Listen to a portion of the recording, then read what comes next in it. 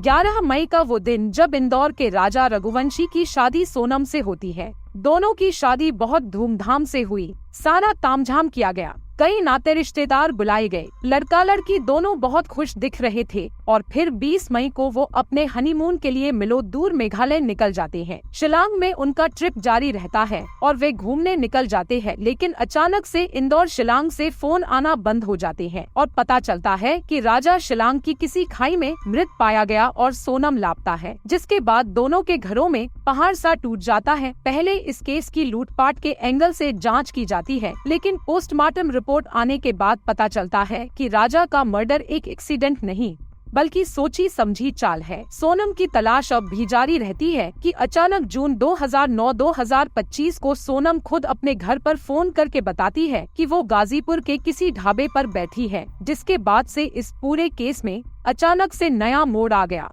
अब सोनम को UP police ने जानकारी मिलते ही गिरफ्तार कर लिया और तुरंत ही मेघालय पुलिस को बुलाया गया, जिसके बाद मेघालय पुलिस ने सोनम का चार्ज लिया और उसे मेघालय ले जाने का फैसला किया। इससे पहले सोनम ने किसी से कोई बात नहीं की, न उसके खाना खाया, नहीं तो किसी से कोई बात कही। लेकिन जब उसकी मेडिकल रिपोर्ट सामने आई तब उसने सबको हैरानी में डाल दिया। मेडिकल टेस्ट में एक ऐसा पेंच निकला जिसने जांच को और उलझा दिया। हुआ ये है कि सोनम की प्रेगनेंसी रिपोर्ट क्लियर नहीं आई और डॉक्टरों ने 1 सप्ताह बाद दोबारा अल्ट्रासाउंड कराने की सलाह दी है, जिससे सभी के मन में शक है कि क्या सोनम प्रेग्नेंट है, और अगर हाँ तो फिर ये बच्चा राज का है, ये फिर राजा का। खैर, अब इस सस्पेंस से भी पर्दा उठा चुका है कि आखिर सोनम के पेट में किसी का बच्चा है या नहीं। आपको बता दें कि शिलांग पहुंचकर जब फिर से सोनम का प्रेगनेंसी टेस्ट किया गया तो टेस्ट पूरी तरीके से नेगेटिव आया, जिसका मतलब है कि सोनम न तो राज और न ही राजा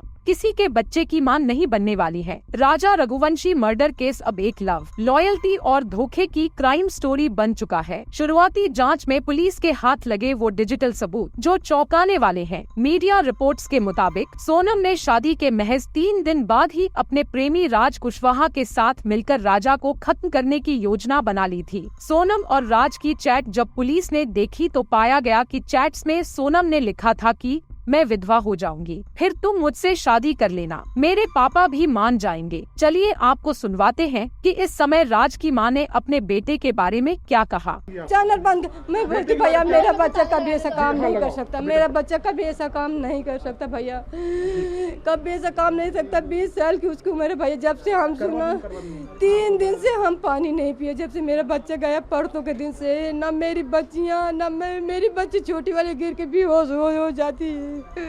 हमारा वही जिम्मेदार है, वही हमारा सब कुछ था। हमारे पति शांत हो गए भैया, इकलौता बेटा था और मेरे कोई आगे पीछे नहीं भैया। तो आप उनकी मां सोनम से कोई बातचीत करते थे कभी? आप भैया कोई ना काम करता तो सोनम के भाई के यहाँ काम करता तो वो भी वही फैक्ट्री में वो भी काम करती थी। अब काम कर रहे में आप भी तो बात करोगे, कोई बात करेगा तो तुम भी बात करोगे। झूठा फंसा दिया भैया मेरे बच्चे को। 20 साल के बच्चे से कहाँ कार करता है, वो ऐसा बच्चा है भैया जैसे सब्जी कोई बेचता ना और उसके पैर में जूता चप्पल न हो, देख लेता तो अपने चप्पल जूता उतार के दे देता था। नंगे पैर आता था, मैं खूब चिल्लाती थी, मैं बोलती थी मैं खाना नहीं दूंगी, तेरे को चप्पल ला के नहीं दूंगी, मेरे पास नहीं, कहाँ से लाऊं, फिर भी दे के आ जाता था। मैं सरकार से यही प्रार्थना करती हूँ मेरे बच्चे को भगवान बेकसूर साबित कर दे। मेरे बच्चे से नहीं कर सकते भैया, नहीं हम मर जाएंगे, हम तीनों माँ बेटी जहर खा के मर जाएंगे, नहीं जी किसके सहारे।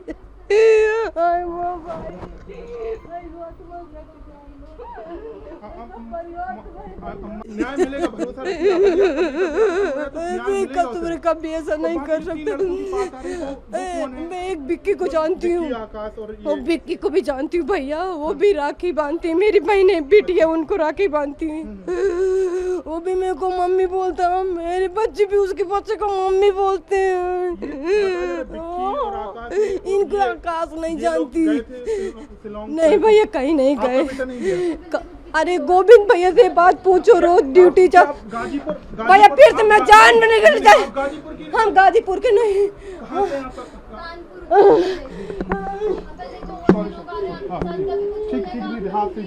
ठीक है ठीक है।